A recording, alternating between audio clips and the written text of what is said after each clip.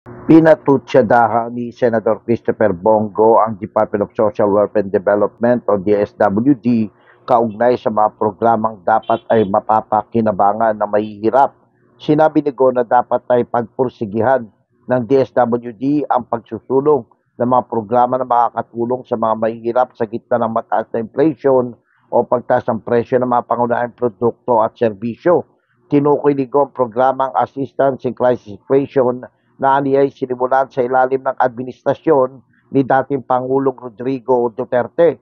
Iginit ni Go na hindi dapat maging selective ang DSWD sa pagpapatupad ng programa at tiyaking mapapakinabangan ito ng mga mahihirap nating mga kababayan.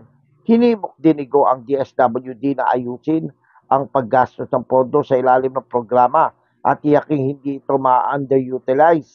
Binigyan din ng senador na may pondo programa na inaprobahan ng Kongreso at dapat tiyakin may pamamahagi sa mahihirap sa halip na masayang.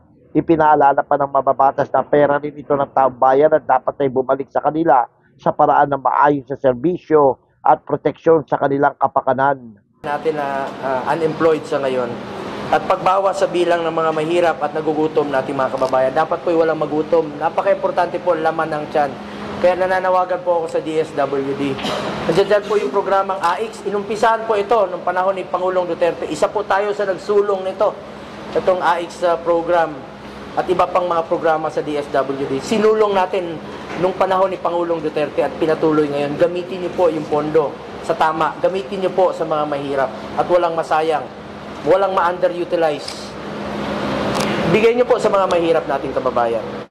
Ako, si Jojo Sikat, walang inatasang balita.